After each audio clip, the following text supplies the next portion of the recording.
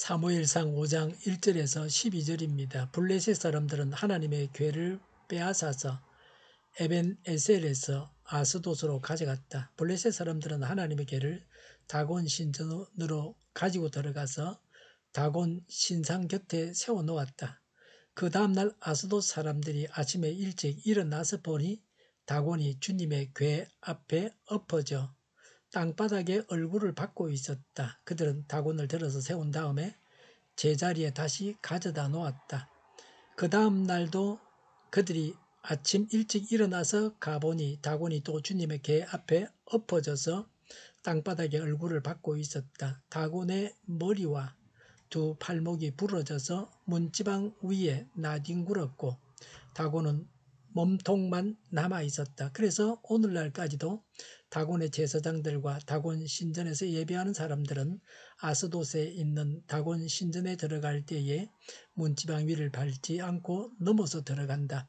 주님께서 아스돗 사람들을 무섭게 내리치셨다. 주님께서 그들에게 악성 종양 재앙을 내리셔서 아스돗과 그 지역 사람들을 망하게 하셨다. 아스돗 사람들이 이것을 보고 이스라엘의 신이 우리와 우리의 신 다곤을 무섭게 내리치니 그 신의 궤를 우리가 있는 곳에 두어서는 안 되겠다 하고 말하였다. 사람을 보내어 블레셋 통치자들을 모두 불러 모아놓고 이스라엘 신의 궤를 어떻게 해야 좋을지를 물었다. 블레셋 통치자들이 이스라엘 신의 궤를 가드로 옮기자고 하였다. 아스돗 사람들은 이스라엘 신의 궤를 가드로 옮겼다. 아스돗 사람들이 그 궤를 가드로 옮긴 뒤에 주님께서 또 그 성읍을 내리쳐서 사람들이 큰 혼란에 빠졌다. 주님께서 그 성읍의 사람들을 어린 아이나 노인이나 할 것 없이 모두 쳐서 악성 종양이 생기게 하셨다. 그러자 그들이 하나님의 궤를 에그론으로 보냈다. 그러나 하나님의 궤가 에그론에 이르렀을 때에 에그론 주민들은 아스돗 사람들이 이스라엘 신의 궤를 우리에게로 가져와서 우리와 우리 백성을 죽이려고 한다 하면서 울부짖었다. 그래서 그들은 또 사람을 보내어 블레셋 통치자들을 모두 불러 모아놓고 이스라엘 신의 궤를 돌려보내어 그 있던 자리로 돌아가게 하고 우리와 우리 백성이 죽지 않게 해주시오 하고 요청하였다. 하나님이 거기에서 그들을 그렇게 무섭게 내리치셨기 때문에 온 성읍 사람들이 죽을 지경에 이르러 큰 혼란에 빠졌다. 죽지 않은 사람들은 악성 종양이 생겨서 온 성읍에서 비명소리가 하늘에 사무쳤다. 아멘. 블레셋 사람들은 자기들이 섬기던 우상이 이스라엘을 무찔렀다고 생각했습니다. 하나님을 단순히 이스라엘의 민족 신으로 여겼습니다. 블레셋이 이스라엘로부터 하나님의 궤를 빼앗았지만 그 후에 놀라운 일들이 일어났습니다. 1절에 블레셋 사람들은 하나님의 궤를 에벤에셀에서 아스돗으로 가져갔습니다. 아스돗은 예루살렘 서쪽 51km 떨어진 곳입니다. 블레셋은 도시 연합 국가입니다. 블레셋의 주요 5 도시는 가사, 아스글론, 가드, 아스돗, 에그론입니다. 도시마다 통치자가 있었습니다. 함께 해결해야 할 문제는 5 통치자가 협의했습니다. 2절에 하나님의 궤를 다곤 신전 다곤 신상 곁에 세워놓았습니다. 법궤를 다곤 신에게 전리품으로 바쳤습니다. 곁에라는 말은 청면, 변두리, 모서리입니다. 하나님을 호주머니 속에 넣고 다니는 자는 자기의 성공을 위해서 필요할 때에만 하나님을 섬깁니다. 법궤는 본래 지성소에 모셨습니다. 예수님을 주인 자리에 모시고 하나님께 복종해야 합니다. 하나님을 제 주인 자리에 모시지 않으면 재앙이 있습니다. 3절에 다음날 아침에 일찍이 일어나 보니 다곤이 주님의 궤 앞에 엎어져 땅바닥에 얼굴을 쳐박고 있었다. 다곤을 들어서 세워 제자리에 갖다 놓았습니다. 엎어져 땅바닥에 얼굴을 쳐박았다는 것은 항복했다는 것입니다. 절대자에게 경외의 자세를 가지는 것입니다. 이솝 우화에 나오는 이야기입니다. 숯을 구워서 시장에 파는 사람이 있었습니다. 그 숯장사의 집에 방이 하나 비어 있었습니다. 그래서 한 친구에게 그 방에 들어오라고 했습니다. 그 친구가 대답하기를 나는 그럴 수 없다고 했습니다. 왜냐하면 그 친구는 세탁소를 하는데 세탁물을 빨아서 늘어놓는데 숯이 날려서 묻으면 다시 빨아야 합니다. 아무리 방이 비어 있어도 들어갈 수 없다고 했습니다. 검정과 흰 것은 함께 할 수 없습니다. 까마귀 노는 곳에 백로가 가서는 안 됩니다. 하나님과 우상이 함께 할 수 없습니다. 4절에 그 다음 날도 주님의 궤 앞에 다곤이 엎어져서 얼굴을 땅바닥에 박고 있었습니다. 머리와 두 팔목이 부서져서 문지방 위에 나뒹굴고 다곤은 몸통만 남아 있었습니다. 헤로도터스는 벼락 같은 신의 무기 앞에서 거만한 궁정과 하늘을 찌를 듯 솟아있는 나무들은 쓰러져 멸망하고 만다고 했습니다. 갈수록 하나님의 징계가 더 심했습니다. 그 다음 날도 그대로 두었다면 다곤은 완전히 박살이 났을 것입니다. 하나님은 우상을 파괴하셨습니다. 하나님은 우상 숭배를 싫어하십니다. 몰라서 우상을 섬기지만 하나님은 우상을 멸하십니다. 거룩하신 하나님께서 모멸당하게 내버려 두지 아니하십니다. 우상이 하나님보다 낫다고 생각하도록 내버려 두지 않으십니다. 5절에 오늘날까지도 다곤의 제사장들과 예배자들은 신전에 들어갈 때 문지방 위를 밟지 않고 넘어서 들어간다고 했습니다. 얼마나 미련합니까? 내팽겨 쳐진 것을 주어서 다시 그걸 섬겼습니다. 사람들이 만든 종교가 이토록 허무맹랑합니다. 이 정도 되었으면 우상을 버리는 것이 지혜입니다. 하나님은 질병과 재앙으로 치셨습니다. 6절에 아스도 사람들에게 악성 종양 재앙을 내리셨습니다. 그래서 망하게 하셨습니다. 7절에 이스라엘의 신이 자기들의 신을 친히 그곳에 두어서는 안 되겠다고 했습니다.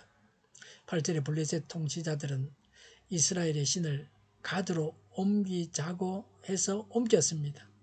가드는 아스도 동쪽 20km 떨어진 곳입니다. 9절에 하나님께서 가드의 모든 사람이 악성 종양이 생기게 하셨습니다. 어린 아이, 노인 할 것 없이 다 악성 종양이 생기게 하셨습니다.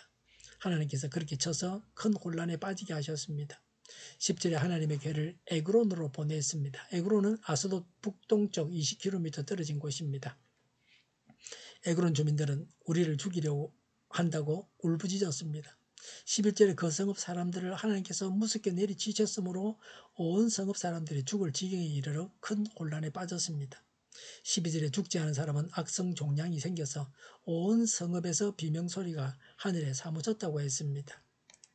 이 사람들이 왜 이렇게 지역을 돌아가면서 하나님에게를 모셨습니까? 블레셋 사람들은 지역신 사상을 가지고 있었습니다. 지역마다 그곳을 관장하는 신이 있다고 믿었습니다. 그 신은 다른 지역까지 그 영향력을 행사할 수 없다고 생각했습니다. 그래서 여러 곳으로 옮겼습니다. 그래서 큰 화를 자초했습니다. 에그론 사람들이 제일로 극심한 화를 당했습니다.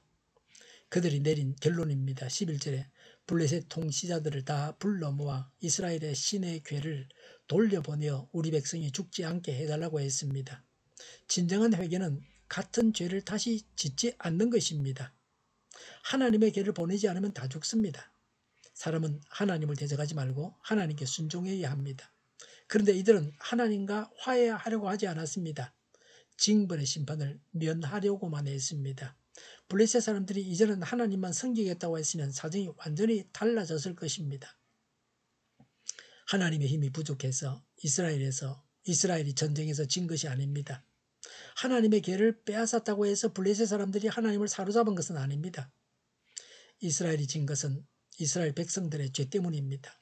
하나님께서 이스라엘을 징계하는 도구로 블레셋을 사용하셨을 뿐입니다.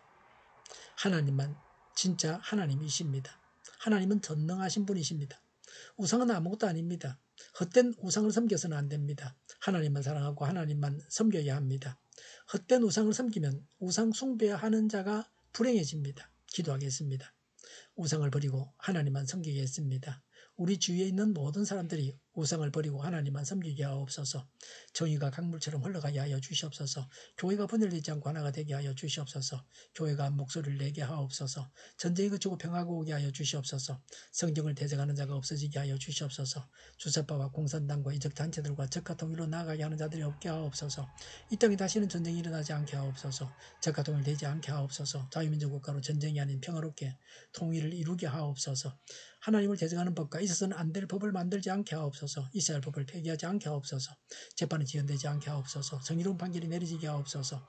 정치적 판결하는 자들과 악한 판결하는 자들이 사라지게 하옵소서. 일하는 자들이 정당한 대우를 받게 하여 주시옵소서. 놀고 먹는 자가 없게 하여 주시옵소서. 일을 만드는 자가 아니고 일을 하는 자가 되게 하여 주시옵소서. 파업과 시비가 그치게 하옵소서. 나라를 망하게 하는 모든 규제들이 사라지게 하옵소서. 군대도 갔다 오지 않고 국회의원 하겠다고 하는 자들이 없게 하옵소서. 눈먼 지도자, 악한 지도자, 자기 배만 불리는 지도자가 사라지게 하옵소서. 앞을 보고서 낭서 분별해서 하고 앞길을 제시하고 섬기는 지도자만 있게 하여 주시옵소서. 하나님께서 주신 건처로 섬기는 자가 강해지게 하옵소서. 지도자들과 이 백성들에게 선한 것을 분별하는 지혜를 주옵소서. 나아갈 길을 알게 하시고 취할 것과 버릴 것을 알고 행하여 흥하게 하옵소서. 적절한 때 고칠 것을 고치게 하옵소서. 업무방해가 없게 하시고 업무에 충실하게 하옵소서. 쓰레기됨을 뒤지지 말고 성경에서 보물을 찾게 하옵소서. 기도하는 기쁨, 응답받는 기쁨, 성도들이 모여서 교제하는 기쁨, 말씀이 주는 기쁨, 예배드리는 기쁨을 누리게 하여 주시옵소서. 우리 동일교회가 만군의 집 하게 하여 주시옵소서. 저희의 간절한 간구에 응답하여 주시옵소서. 예수 이름으로 명하노니 모든 병만은 물러가고 몸의 모든 부분을 온전하게 될지어다. 신유의 기적을 베푸셔서 지금도 저희의 질병을 고쳐 주시옵소서. 병중에 있는 모든 자들을 고치시고 능게 하여 주시옵소서. 갇힌 자를 풀어서 자유하게 하여 주시옵소서. 저희와 교회와 나라의 민족을 불쌍히 여겨 주시옵소서. 모든 악한 것들을 제거하여 주시옵소서. 하나님께서 기뻐하시는 교회와 나라가 되게 하시며 경제가 나아지고 경상주의와 무역수지 흑자를 유지하게 하시며 출산율이 올라가고 출산의 기쁨을 누리게 하여 주시옵소서. 가공 음식들이 건강하게 하나 먹을 거리가 되게 하시며 늘 맑은 공기를 마실 수 있게 하여 주시옵소서. 의료계 문제들이 해결되게 하여 주시옵소서. 정인들의 앞길이 열리고 합교의 영광을 누리게 하옵소서. 우리나라가 마약 청정국이 되게 하시며 국가부채, 한정부채, 가계부채, 기업부채 각종 부채를 다 갚게 하옵소서.